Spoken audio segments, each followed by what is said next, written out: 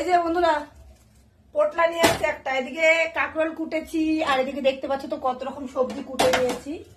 এখানে কুটেছি উচ্ছে, আর এই দেখো বুনো আমরা। তো এবার হচ্ছে দেখার পালা এটার মধ্যে কি এনেছে, তাই না? চলো দেখে যাক কি এনেছে।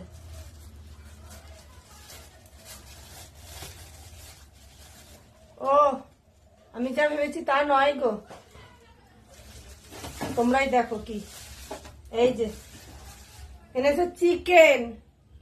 আমি চিন্তা করলাম হয়তো আজকে একটু খাসি আনবে, আর খাসি চিকেনই আমাদের কপালে। খাসি আর কোথার থেকে, 800 টাকা কেজি, আজকে হয়তো 900 টাকা কেজি।